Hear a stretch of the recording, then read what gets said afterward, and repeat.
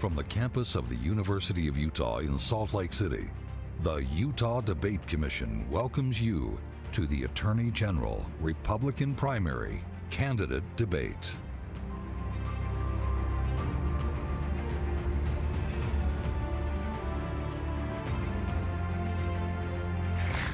Good afternoon and welcome to today's debate with Republican primary candidates running for Utah Attorney General. I'm Glenn Mills and it is my pleasure to moderate today's discussion sponsored by the Utah Debate Commission, an organization dedicated to educating voters and encouraging the civil exchange of ideas. The candidates are Derek Brown, Frank Mylar, and Rachel Terry.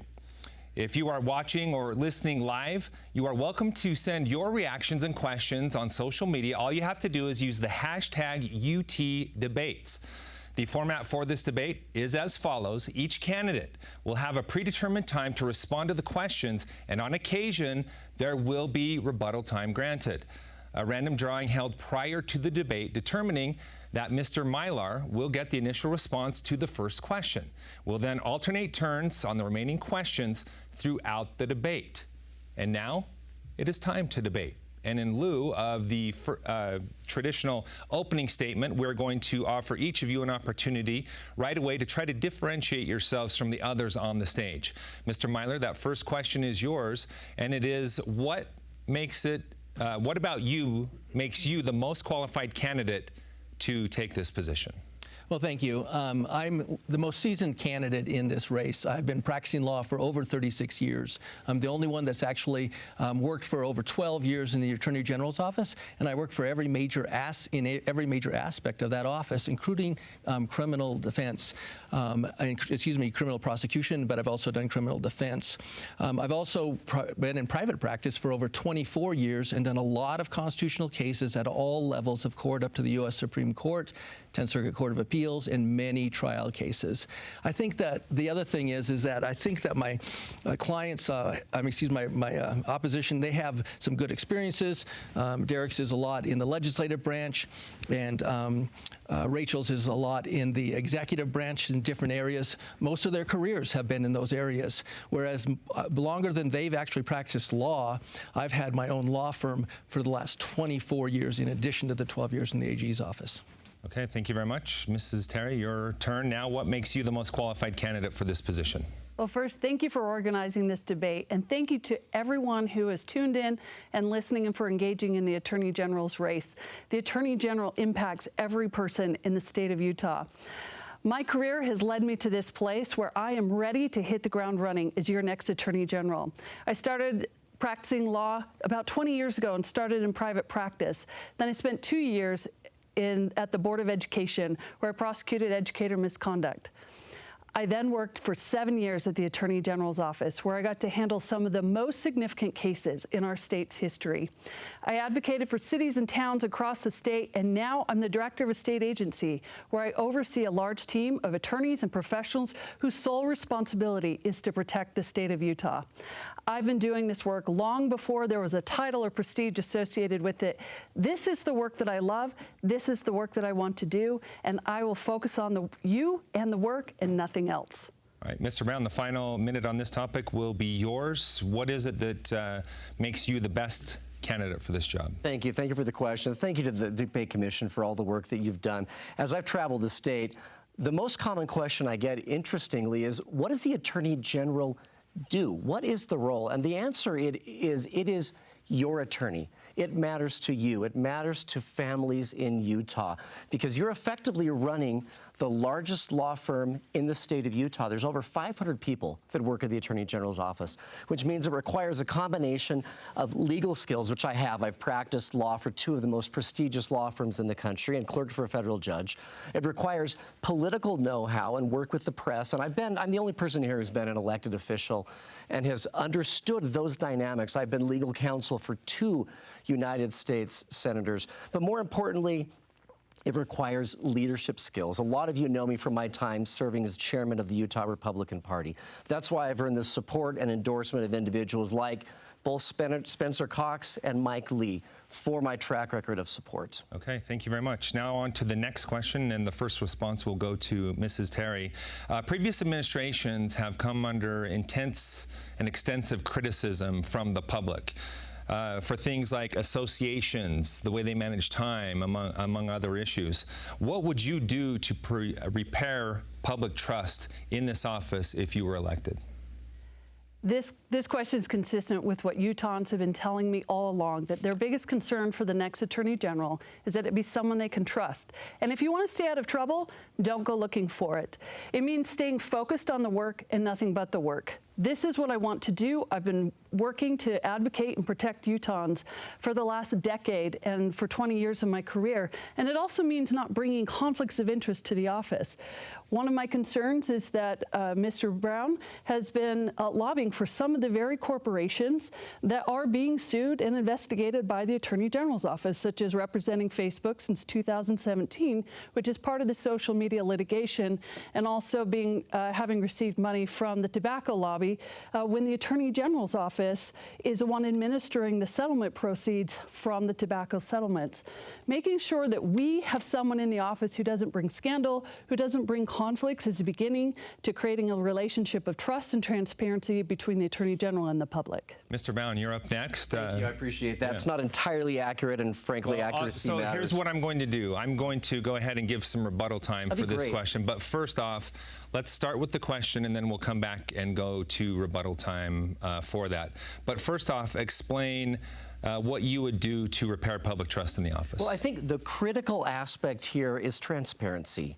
When I was an elected official, one of the things I learned is you don't just follow the law, and you don't just do what's ethical. There's a higher standard, which is reaching out and having people proactively doing things to create trust for the individuals in the community. And so that's what I would bring to this. When I was in the legislature, in fact, I sponsored a bill specifically dealing with transparency so that individuals know what's going on and understand what takes place in the office.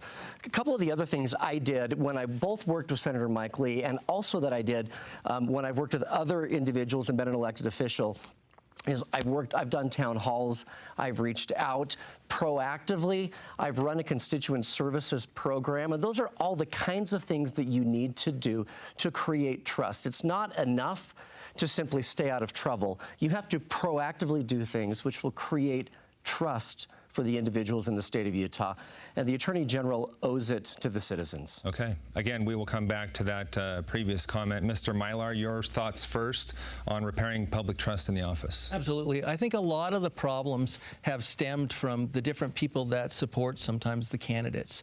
I do not have large corporations. I don't have lobbyists. I don't have all these credit unions, Zions Bank, and all these people are not supporting my campaign. I'm actually not even asking for donations from those groups because you're beholden to them. What's priceless is nobody owns me going into the office. No senator, no legislator, no governor, nobody owns me. I can actually be independent. The other thing is I've been an attorney for almost 37 years now, and actually that's my focus, is being a good attorney and a good independent attorney. And we run conflicts when we have cases in the office. I want somebody in the AG's office to be actually in charge of looking for conflicts across the board, including me, because if someone comes to my table and I've received a donation from them, I either can't take that or I need to send it back. Okay, thank you very much. Now we'll go to a 30-second rebuttal time. Since Mr. Brown, you were specifically named during that conversation, respond to Mrs. Terry's words as you see fit. I appreciate that, and what she said isn't entirely accurate. I don't still represent them, so there is no conflict. And she, of course, knows that. She's hoping, frankly, that you don't know that. But the reality is I did really good legal work for some of the largest companies that operate here in the state of Utah, dealing with one of the most critical issues we have, which is social media. And in fact, the governor and the legislators who've been pushing and advocating to hold them accountable have all endorsed me in this race. So if there's some sort of conflict, it's not something that they're obviously concerned with, because there isn't. Thank you. Each candidate will get 30 seconds. That's the rules of this debate. So, Mr. Mylar, you will also get an additional 30 seconds on this topic. Okay, great. Yeah, I think that the biggest thing is I'm not a politician, you know, and we get people into their politicians. They're looking for stepping stones. I've been an attorney my entire career. I'm going to only be an attorney. This is not a stepping stone to some other fancy office, either senator or governor and things like that. I'm probably too old to think about those things, but I'm old enough to have a little bit more wisdom and experience than my competitors, actually a lot more. And I think that is what is going to carry the day in terms of steering clear of these kinds of pitfalls. Mrs. Terry, 30 seconds for you. Yes. So again, it's about being focused on the work. And the work of the Attorney General's office is to litigate and defend the state of Utah, which is something that I've done for a decade. And as I've looked at the record, as I have researched the attorneys and the court dockets across the country, there are a lot of cases with my name on it. There are a lot of cases with Mr. Mylar's name on it. We are the practicing attorneys in this race. I have not seen those with Derek Brown's name on them. And it's important that the public understands that when he was representing Facebook, he wasn't representing the children of Utah.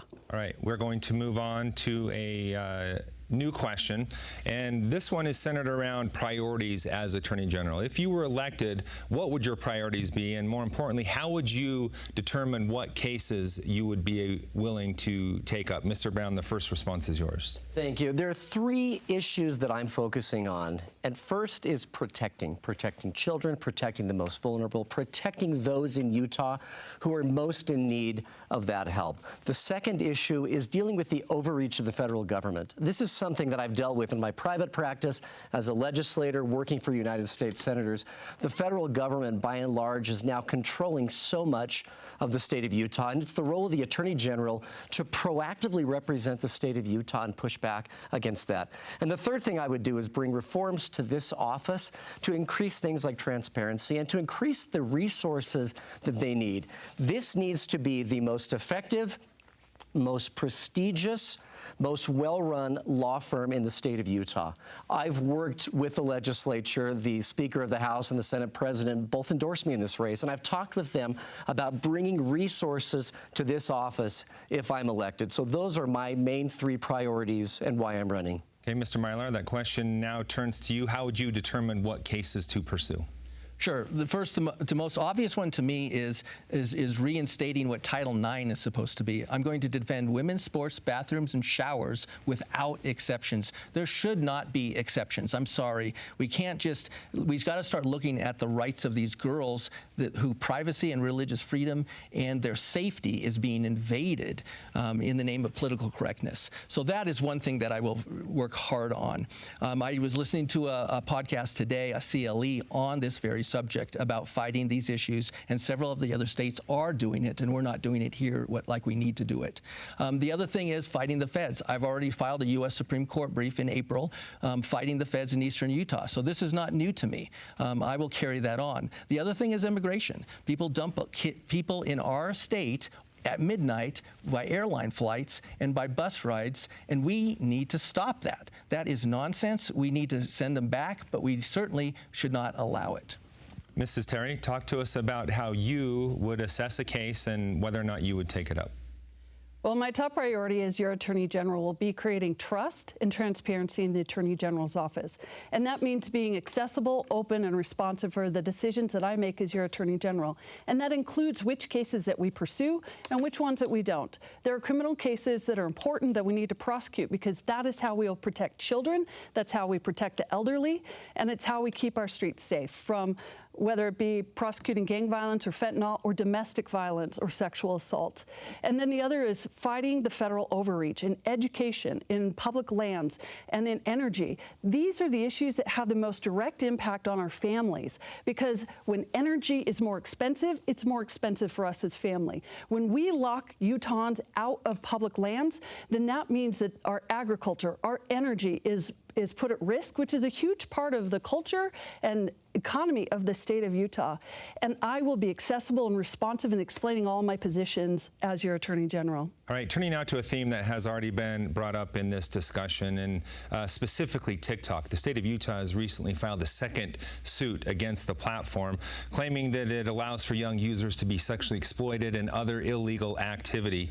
If you were elected, how would you pursue this case? And not only this case, but how would you pursue other social media platforms as well? Mr. Mylar, you are the first on this one. Absolutely. As I pursue these cases, I'm not going to assume that Utah has all the knowledge in the world in these issues. I'm going to bring in groups that I've worked with before, like the Alliance Defending Freedom, American Family Association, American Center for Law and Justice. These are some of the groups that are actually on the cutting edge of fighting these battles all over the country. I'm an Honor Corps attorney with Alliance Defending Freedom because I've fought a lot of these cases and not charged people for them.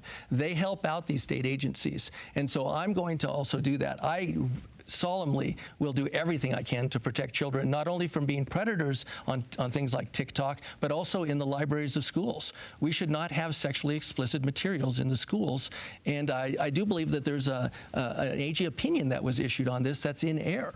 Unfortunately, that AG opinion basically relied upon a minority decision from 3 U.S. Supreme Court justices to try to make policy in Utah, and so we do need to clamp down on that to protect children. Okay. Mrs. Terry, you're up next. How would you approach the TikTok lawsuit currently underway? Protecting children from the harms of social media is a top priority. I have 13-year-old twins. And I know, based on talking to them and what their friends are looking at and seeing, that social media is harming our children. And we don't just know that. The social media companies know that. They know, and they have known for a long time, that they are harming children. In fact, that's why the second lawsuit is being brought, is because as the discovery process was being done at the Attorney General's office of the original lawsuit, they discovered that these social media companies know exactly what they're doing. And so in order to fight that, we have to continue this litigation. We need to get at the heart of what they're doing and why. And further to that is making sure that the Attorney General, who's making the decisions and is in the room and deciding how we pursue these kinds of cases, is someone who has never worked for a social media company, and it does not have any conflicts as we navigate these important issues to protect our children from online harms of social media. Mr. Brown, talk to us about how you would approach the TikTok lawsuit and manage potential lawsuits with other platforms as well. Absolutely. To the extent there's someone in the state of Utah who is an expert and knows exactly what needs to be done on this issue, it's me. These companies hired me as legal counsel. We sat down with the governor, with the legislature, with others, and I'm the one that helped bring them to the table and help hold them accountable. Now, on these lawsuits, I've been asked, would you as Attorney General continue to bring them forward? The answer is absolutely. To the extent that they violated the Utah Consumer Sales Practices Act, they should be held accountable. This is a major issue, and when I said that I have 3 issues that I care about, and protecting the most vulnerable is the first one, this is exactly what I was talking about. I have teenagers. I have a daughter who would really like a TikTok account. I, of course, being a bad parent, said, no, that's not what we're going to do. And I think these companies need to be held accountable. And so what we need in the Attorney General is someone who will do that, who will hold them accountable, but who understands the nuances, the legal nuances to do that. And that's something that I've done. All right, turning now to another lawsuit the state is facing, and this one coming from the Utah Education Association over the Utah Fits All Scholarship, essentially providing vouchers for parents to use for homeschooling or private schooling as well. Now, the UEA's argument is that this violates the Constitution's requirement that education be free and open to all. So the question, the first response goes to you, Mrs. Terry, is how would you address the constitutional challenge brought up by the UEA? So the UEA lawsuit challenging the voucher bill, I think, is without merit. And as someone who knows education law, and I've been working with educational institutions for the last 10 years. I worked for the Board of Education. I've worked with school districts and universities. I have worked on Title IX cases. And in each of these cases, I've been able to learn and work on these educational issues that matter. And one of them is giving parents choice in the education of their children, because as the name of the scholarship suggests, one size does not fit all for children. Now, in doing that, that means you have to bring the right coalitions together. It means you have to have dealt with constitutional issues, which I have, and know the best way to litigate these issues, because this one is particularly complex because we're dealing with a variety of interests within the state. And as someone who's worked on difficult cases, I've been able to navigate them and bring consensus where it seemed like there could be none reached. Mr. Brown, talk to us for a minute about your approach to the UEA's challenge. Well, first of all, and in full disclosure, I really like this bill and I like this policy. I've worked in charter schools. I've chaired a charter school board. I've also worked in the public sector. I'm currently the board chairman for the Foundation for the Utah Schools for the Deaf and Blind. So these issues matter to me.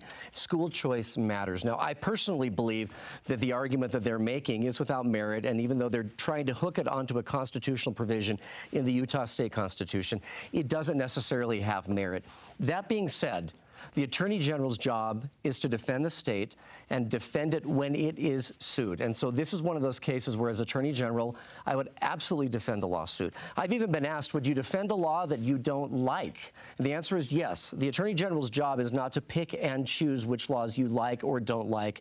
The job is to represent the state as their attorney, as their counsel. That's what Article 7 of the Utah Constitution requires. As your Attorney General, in cases like this, that is exactly what I would do. Thank you. Turning now to Mr. Mylar, your response on how you would address this challenge. Yeah, the UEA lawsuit is completely bogus. They've done it for political reasons. There's no question about it. They will lose it. I've also defended education and school districts and so on when I was in the AG's office, and so I can tell you that it is bogus and it will not stand. But I will say the UEA, they don't like any of these kinds of bills. Anything that gives competition to what they perceive as their bailiwick, they oppose. They need to get with the program, because I think it was Milwaukee about 30 years ago passed one of these kinds of bills, and Milwaukee has a lot of Democrats in it. So even the Democrats in Wisconsin realized this was good for kids. And that's exactly what this Utah bill is. It's good for kids to have these kinds of choices. We need to make that alive and free for parents to be able to decide what they're going to do with their money. And that's what this is about, their hard-earned tax money, what they're going to do and how they're going to educate their kids. Our next question is on video. It comes from Dixon Eakins. He is a junior at Utah State University. Hello, my name is Dixon Eakins, and I'm a junior at Utah State University. Recently, the Utah legislature passed Senate Bill 57, the Utah Constitutional Sovereignty Act. This bill aims to give the state more power in pushing back against burdensome federal regulations. If you are elected to Attorney General, what do you see will be your role in this fight to push back against federal agencies? And where, if any, do you see other potential federal overreach? Thank you.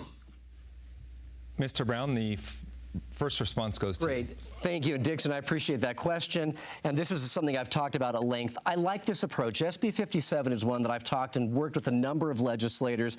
The sponsor, Senator Sandel, actually endorses me in this race. And it's because one of the things we need to do as a state is we need to stop having the federal government essentially overreach into things like lands and energy policy. And what this does is it flips the paradigm. It essentially says, if they ask us to do something that violates our 10th Amendment rights, we won't do that. We'll let them file the suit. And then it's up to the Attorney General to represent the state of Utah in that case. The kinds of areas where I would anticipate this taking place, one is in the EPA area, the ozone transfer rule. Federal lands is a huge area of overreach. The Department of Education with things like Title IX, or President Biden basically forgiving unilaterally student loans. Those are the kinds of things that the legislature had in mind. And the state of Utah will be sued because of this. And as Attorney General, I will represent the state ferociously. Mr. Mylar, your response? Absolutely. It was Justice Roberts a couple of years ago that said states need to start acting like they're sovereigns. This is one of these things where we're acting like it. We need to start doing that. That is part of the pushback. I totally agree with what Mr. Brown said, that this is an important element of that. Further, I see this as an important argument that I can use in lawsuits against the feds, and perhaps it will make the feds have to sue us instead of us always having to defend ourselves against the feds. So I see this as extremely extremely important in this battle. This battle is multifaceted. We always think of it in terms of land, but it's also the Department of Justice trying to take over our schools, trying to tell us how our prisons should be run. They're doing that right now in Utah. And it's also a myriad of other areas that they get involved in that they have no business being involved in, like education, health, and human services. So this is an important pushback, and I'll probably recommend more than just this, actually, as the next Attorney General. Mrs. Terry. First of all, thank you, Dixon, for the question. I'm an Aggie. Go Aggies. You know, dealing with federal overreach really is something explicitly that the Attorney General can work on. And this is work that I'm committed to doing. And I'll tell you why.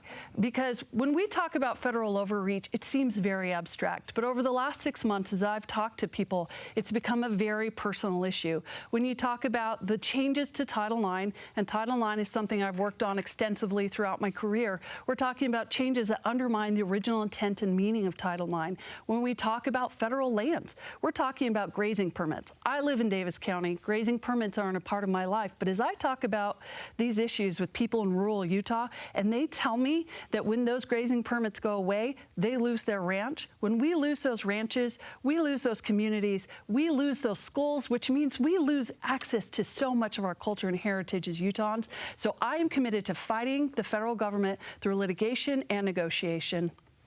All right, and we have now reached the halfway point of this debate featuring the Republican candidates for Attorney General. Once again, I'm Glenn Mills, happy to be here as the moderator. We do encourage you to submit questions during this live broadcast. Use the hashtag UTDebates on social media, and we will actually get back to the debate with a question that is coming in online, and this comes from Kathy Adams.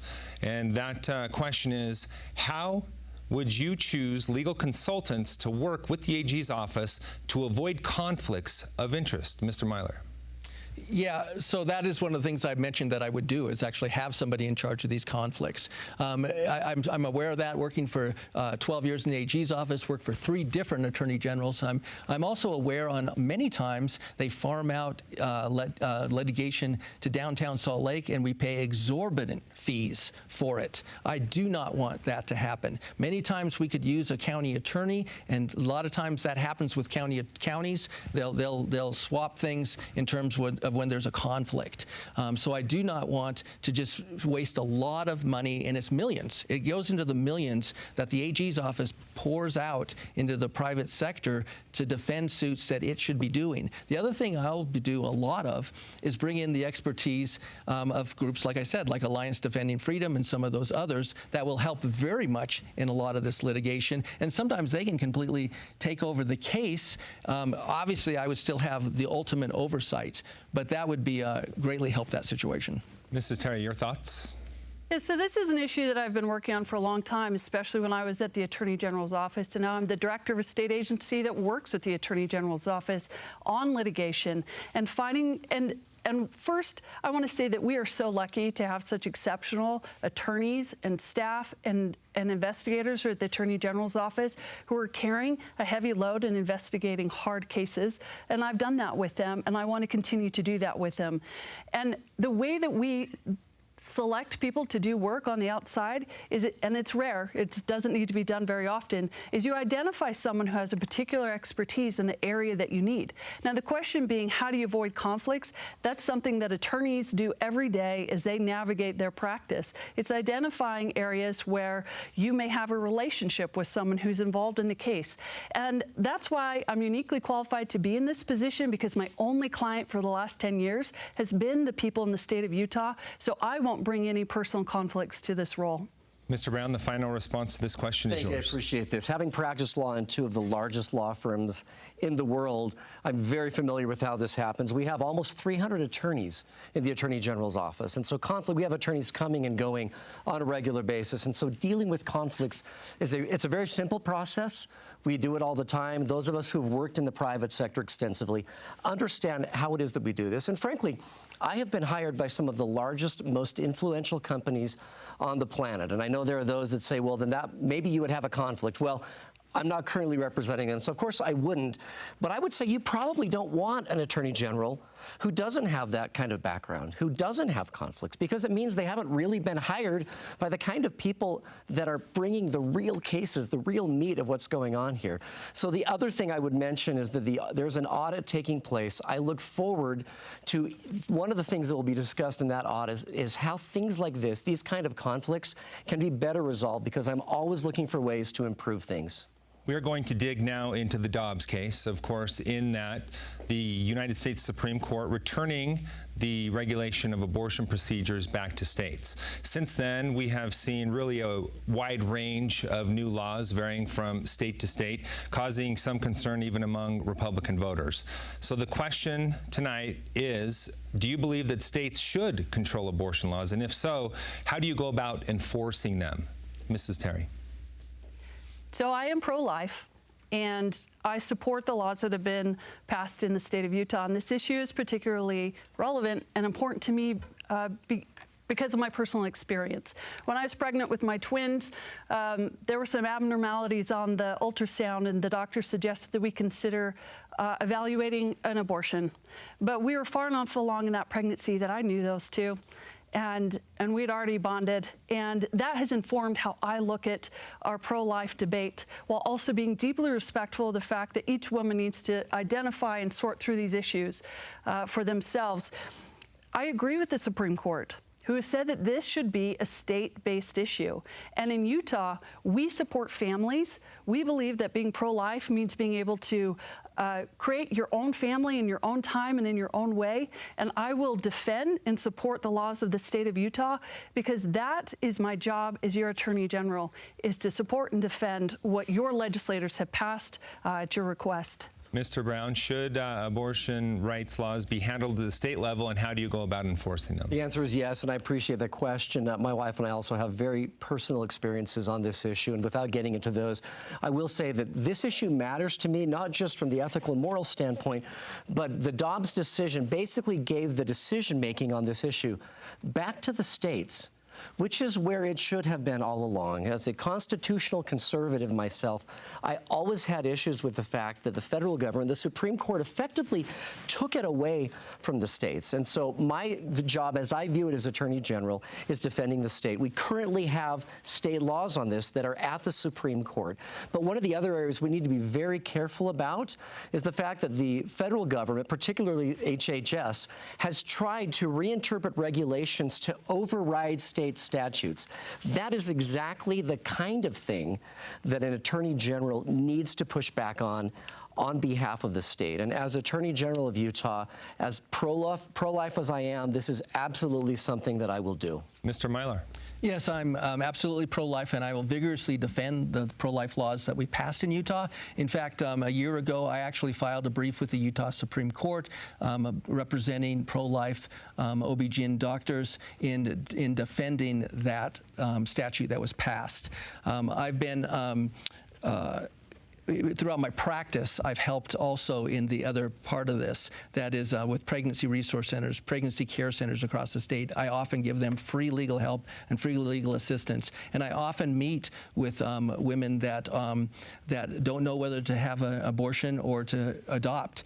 In fact, one woman said, if I don't meet with an attorney to talk to, I'm going to abort this child the next day. I was able to scramble my schedule and meet with that woman, and she decided to actually have the child after we talked. And so I think that we need to look at really being in the trenches. We need to care for these women through places like the Pregnancy Resource Center, but we also need to be pro-life. We talked a little bit earlier in the debate about restoring trust to the office. Now we're going to broaden that out a little bit and talk about the criminal justice system as a whole across the country. A Gallup poll back in 2023 found that only 17% of Americans describe having a great deal of confidence in the justice system. What would you do to try to restore this trust and change that around, Mr. Brown? Thank you. I appreciate that. And those kind of statistics are very disturbing to me, because one of the things we need to maintain in our country is trust in our institutions, trust in the elections process, trust in the judicial process. And this is something that we've seen. And with the recent verdict against President Trump, there's been a lot of concern about whether that was truly a guilty verdict or whether it was simply the fulfillment of a campaign promise. And so those are the kind of things that undermine that trust. As Attorney General, I will work closely with with our county attorneys and our county sheriffs. As Attorney General, I'm accountable to you, but they're also accountable to you. They need resources. They need the backing of the Utah Attorney General as well. And that's one of the things that I will do as Attorney General, is work with them closely so that we can have a judicial system that people respect, that they have trust in, and that we can roll back what we've seen is sort of this disintegration of the trust that we have, because that is so critical to have in our society. Mr. Mylar, talk about restoring trust to the U.S. criminal justice system.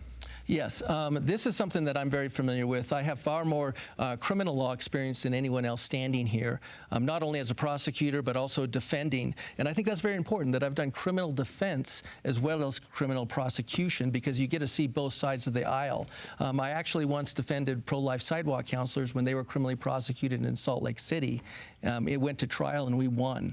And so that's, I think it's very important as we look at these issues to see, okay, what can we do to improve the criminal justice system? Yes, we do not want to let criminals out that are dangerous. During COVID, ACLU brought a suit to have a lot of them released. I represented nearly every county in the state except for Salt Lake County in defending that lawsuit so they would not have to release these dangerous inmates into society. It went to the Supreme Court and we won that suit. And I'm already work with sheriffs all over the state, and most of them have endorsed me, and many county attorneys as well. Restoring trust in the U.S. criminal justice system. Mrs. Terry.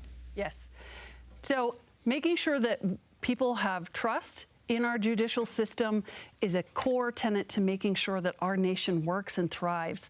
And part of that means that the criminal justice system needs to do what it's supposed to do, which is protect the people of Utah. When we have domestic violence cases where the perpetrator is being is leaving the prison before the victim can even give her statement, people don't feel safe. When we see more drugs and more criminals on our street, but we're prosecuting police, people don't feel safe. And one of the roles of the Attorney General is to oversee and evaluate what our county attorneys are doing and making sure they have the resources and the consistency in how the judicial system is applied. And that is something that I'll work on with our sheriffs, many of whom have endorsed, and with our county attorneys, many of whom have endorsed me. And as your Attorney General, I will fight to keep you safe. We're turning now to another question coming in on social media. This one will not require a minute response, but a 30-second response to maybe describe a little bit as to why. But Anthony Bishop is asking, who will you vote for president and for governor? Mr. Mylar, you are first. Yes, these are the fun questions, right? Well, first of all, I'm absolutely voting for President Trump, and I know that there's a lot of Republicans that are questioning that. I think they need to look at his record. His record was amazing, and I don't care what you say about whether you like him or not, you look at what he actually did. And I hate to say this, but on terms of the governor, I was very offended when Governor Cox vetoed the women's sports bill 2 years ago. That is very, very troubling to me, and I think I'd have to go with Phil Lyman. Mrs. Terry? So I endorse and support President Trump, and I will be voting for him, and it's because we need his help in Utah to address the abuses of the Antiquities Act in our public lands, to address the way Title IX has been reversed, to address our energy issues. And those are the things I want to work on with the Trump administration, also attorneys general from across the country who will be my colleagues. When it comes to the governor's race, as I've told people, I remain neutral because I work under the governor, and so it felt inappropriate to be stepping out and making any kind of endorsement in the governor's race. Mr. Brown. I'm willing to actually tell you where I stand on both of these issues. First of all, I absolutely will support President Trump only because he has such a good track record in terms of the policies that he advocated for. I mean, I don't always like the way he speaks. Most of us don't. But we could do so much more as a state if he is in the White House. I also support Governor Cox. He has a conservative track record. He's supported by so many here because of that. And so I'm happy to support him as well. So thank you for the question. The next question is centered around consumer protection laws. In general, they give attorneys a fairly broad legal authority to request a wide range of records when investigating businesses or charities for potential fraudulent practices. Some AGs have even used the same authority to probe the practices or motivations of organizations that advocate for such things as abortion access, gender transition services, and so on. So the question tonight is, or this afternoon, is do such practices infringe on free speech or protections against illegal search and seizure? Mrs. Terry. So we have to strike the right balance when it comes to these, to the broad prosecutorial and investigative power that the Attorney General has. And as your Attorney General, I will be the lead investigator and prosecutor for the entire state, which means I will be particularly sensitive to your constitutional rights as we conduct this duty.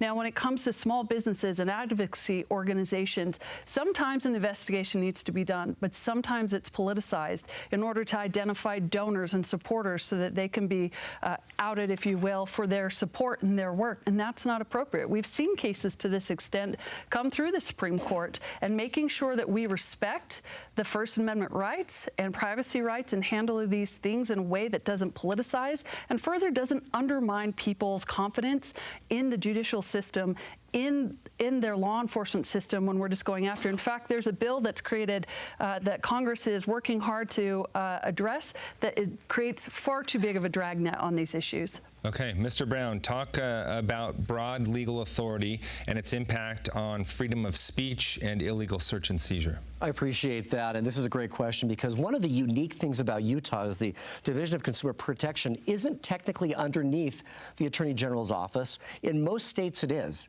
In our state it's not. The legislature has chosen to remove it. That being said, they do rely on the legal counsel and legal advice provided by that office. I've worked with that office at length in my legal practice representing companies and helping understand and strike this balance.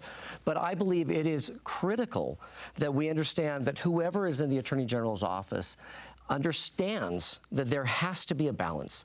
You've got to use the powers of that office delicately, professionally, and responsibly. As I've always said, the power to prosecute is the power to destroy. And you need to be extremely careful as a prosecutor when you are using that power. And so these kinds of broad record requests should be infrequent, and they should be done carefully and infrequently. All right, thank you. Mr. Mylar, you have the final minute on this question. Absolutely. So I did work in the Attorney General's office dealing with consumer fraud. The Attorney General is responsible for prosecuting the consumer fraud. So yes, there's an agency, but that agency gives that information to the Attorney General's office, and they determine whether to prosecute. So there's definitely some legal oversight of that agency because of that. And I will tell you this, I am very sensitive to whether organizations are violating the First Amendment. I've fought many First Amendment cases. I've defended them, and I've also prosecuted them against the state and local governments. I actually spoke out at Senator Hatch's Judiciary Committee years ago regarding FISA and the Section 702 eavesdropping on citizens. And I also know that my worst threats, nightmares came true when Janet Reno started using that, weaponizing it. And now we've got the FBI weaponizing these things. So we need to be very, very careful. Is the government overreaching in the name of trying to prosecute? All right, now we are turning to fentanyl. It is a deadly issue impacting many Utahns and people across the country. It is cheaper, more potent, and more widely available than ever before. So if you were elected as Attorney General, how would you work with federal, state, and local partners to combat this issue? Mr. Brown. Thank you. I appreciate this. These are the kinds of issues I worked on at length when I was legal counsel for 2 United States senators. The problem with fentanyl is that we have now confiscated, at this point in the year, more than we confiscated all of last year combined. And the problem with that now is that we are seeing deaths by the hundreds, by the thousands, and as the Attorney General, you need to work with local law enforcement. I have sheriffs, I have individuals that support me, including our U.S. Attorney during both Trump and Obama, John Huber, and I've talked at length about these kinds of issues with my team. And let me tell you, the most important thing a leader can do is not be a know-it-all, but can simply bring in the best and the brightest to advise. And my style of leadership is collaborative. The best results we can have to stop the flow of these drugs into Utah is to collaborate with law enforcement, legislative officials, and others who have a vested interest in stopping this flood. Mr. Mylar, talk about your approach to the fentanyl crisis. Absolutely. Well, first of all, the illegal aliens coming into the state are actually increasing it, is what the statistics are showing. And so we need to close the faucet of them being dumped here. That is actually part of fighting it. And I do agree with Mr. Brown that we do need to talk to the sheriffs, because the sheriffs and county attorneys are on the front lines of fighting these issues. Now, I speak and teach almost every year at the Utah Sheriff's Association Conference. I've also taught at the Utah Prosecution Council. And so this is something that I'm already entrenched in doing. It's not going to be something I need to get up to speed on. Most of the sheriffs do respect me and endorse my campaign. And I'll have no problem in helping lead and help them do what they need to do in fighting fentanyl, because it is not primarily the job of the AG's office to fight fentanyl. It is primarily my job, though, to show leadership and to help us work as a cohesive unit in fighting this all across the state. Mrs. Terry, your thoughts on fighting the fentanyl crisis? The first thing we have to do to fight the fentanyl crisis is to stop it coming from into our country. And it's coming in because the border is not secure. And we know that this is where the drugs are coming from. We know that they're being produced in China and brought through the Mexican-U.S. border. And so the first thing we've got to do is secure the border. And the way I am involved in that as your Attorney General is to work with other Attorneys General from across the country in litigation to force the application of existing U.S. laws at the border. And that means supporting Texas in their fight to secure their own border. And I'm grateful for the support and endorsement of the Texas Attorney General Ken Paxton, with whom I will work on these immigration and on the border security issues. But it also means providing more resources to our sheriffs and our counties who are at the front lines in dealing with fentanyl, and making sure that those who are bringing it in, who are selling it to our children, are prosecuted and incarcerated. All right, let's talk now about open records and specifically the Attorney General's calendar. Back in April, the State Records Committee ruling unanimously that it is indeed a public document under the state's open records law. Do you think the Attorney General's office calendar is a public document? Mr. Mylar. Absolutely. I don't know why we would want to hide that. It's what the taxpayers pay me to do, to be the Attorney General, and that is part of the business that I do, and it should be open to the public. Now, if I go on a private vacation to Mexico, nobody needs to know about that. But if it has to do with anything whatsoever related to the office, it absolutely, the public should have access to that. And that's true, I think, with most public records. The public should not be put through some difficulty to try to get public records. Sometimes they say they put exorbitant fees for the public to be able to get those records. There needs to be more allowance in terms of waiving those fees than there currently is. And they shouldn't have to litigate and fight these things out in the court. There are sometimes reasons to protect personal records, and we need to honor those because of the rights of those parties that we're actually protecting. But all in all, it should be easier than it is to get records in general, and the AG's office needs to be very clear on what they're doing. Thank you. Mrs. Terry, your thoughts? Should the AG's calendar be a public document? So that case is currently in litigation, and I'm looking forward to the court's ruling on that. The Government Records and Management Administrative Act, GRAMA, if you will, is an important part of transparent government. It means that you as citizens get to see what your government is doing. And that sunshine is the best disinfectant for corruption and other problems that can happen in government. As your Attorney General, I will be the most transparent, accessible, and responsive Attorney General you've ever had. I'm already doing that as a candidate. I can't tell you how many times people have called me, and I pick up the phone and I answer their questions, even if I know they won't like my opinion, because they deserve to know where I stand on any given issue. I will have town halls. I will disclose my calendar. I will have a constituent services office, because being accountable to you, being responsible for the decisions that I make and explaining why I'm making them, is how I can be the best leader possible. Mr. Brown, your thoughts on the AG calendar and public records? Thank you. And I think your exact question, which wasn't answered, is it a public record? Now, I think the answer is it is, but the better question probably is, Should it be? And more specifically, if I were the Attorney General, would I disclose that information? The answer is yes. As a Supreme Court justice long ago said, sunlight is the best disinfectant. I believe that. And when I was in the legislature, I sponsored and voted for transparency laws. I helped write some of the transparency laws that we have now.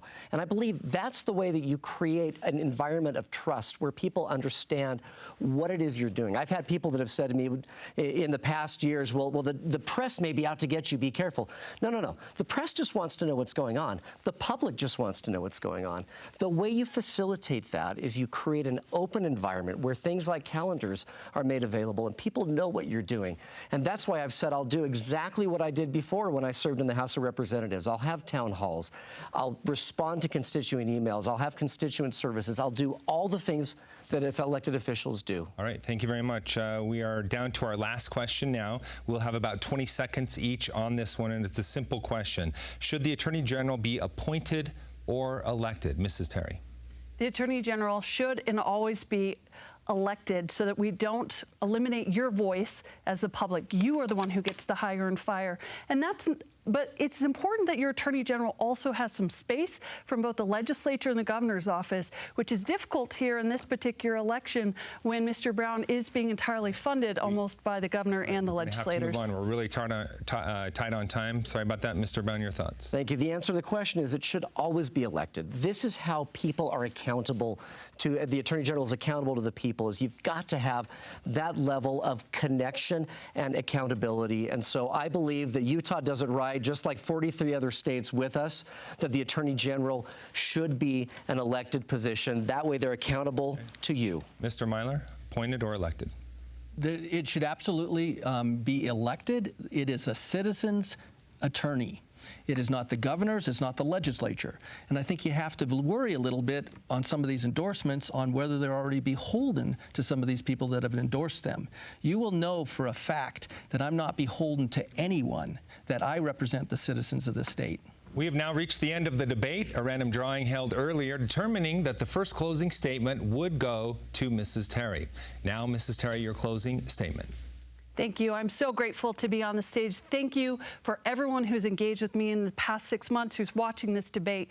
As my family and I have traveled the state, we have talked to thousands of Utahns, and they have made their message to me consistent and clear. What they want is an Attorney General who will be independent, who will fight for them, and who will remain transparent and be someone that they can trust every day.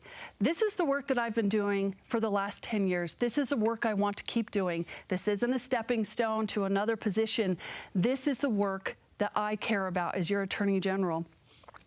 I will remain independent while I will work collaboratively with the governor's office, with the legislator, with universities, school districts. I will remember that you are my clients. As I work to fight federal issues and protect children, I will remember that you are my clients. I don't want to be your politician general. We have plenty of politicians. I want to be your Attorney General, and I will focus on the work and nothing else. Thank you very much, Mr. Brown. 1 minute. Thank you, and thank you to so many of you who have participated in this process, and to my opponents and to the Debate Commission for doing this. I've been asked, why are you running? There's 4 reasons. Alex, Zach, Eliza, and my little special Spencer. I worry, those are my kids, I worry about our state. I worry what kind of state we are going to bequeath to them. And I know that you worry about that as well. We right now have a brief window of time with the Supreme Court where we can actually push back in a way that lets Utahns make Utah decisions and not federal bureaucrats. I have received the support, the endorsement of not only the Speaker of the House and the Senate President, but Senator Mike Lee and Governor Cox, 2 people who don't always see eye to eye. I've earned their trust. I hope to earn yours as well. My name is Derek Brown. I'm running for Attorney General, and I would appreciate your vote. Thank you. Mr. Mylar, your closing statement. Thank you. It cannot be denied that I do have far more legal experience than my competitors. But one thing that's very different from me than them, more than that, is the kinds of cases I've handled the last 24 years as a private attorney. I've handled numerous cases where I vindicated people's constitutional rights. Many times I did not charge them a dime for it. And you have to think about, everyone can say these great things. I'm going to fight for this, I'm going to fight for that. Why haven't they been fighting for them? They've been attorneys for like 20-some years. Why didn't they bring one case to try to vindicate somebody's constitutional rights? The reason I'm running for Attorney General is because I know I can do a lot more to protect people's rights if I'm the Attorney General. We didn't hear anything during COVID. There's a number of things that we are just missing out on by having an attorney that will truly advocate for your rights. So please vote for Frank Mylar for Attorney General. Thank you. All right, thank you to all of you for this very important conversation. We appreciate your time here today, being with us and expressing your views to the people of Utah who will be voting in this election. We also want to thank you for being willing to get involved in public service. It's a very important part of our community. And we do want to remind all of you out there that Tuesday, June 25th is Election Day. Make sure to get out and vote. Your ballot should have been sent right to you. You can easily fill it out and put it back in the mail or put it in a drop box at various locations throughout your county. You can also show up for early voting options and on Election Day as well, if that's what you would like to do. Just contact your county clerk to get all the information you need to make sure your voice is heard. It's an important civic duty, and we hope that you will exercise it. We do greatly appreciate PBS Utah for donating the production facilities to broadcast this very debate and many others. We are also grateful for the Larry H. and Gail Miller Family Foundation, Zions Bank, the George S. and Dolores Dory Eccles Foundation, and the Stewart Family Foundation for their generous support of the Utah Debate Commission. None of this would be possible without all of that crucial support. This debate and many others from previous years are available online. You can find them at utahdebatecommission.org. Once again, I am Glenn Mills. Thank you so much for joining us for this conversation, and we hope you have a great afternoon.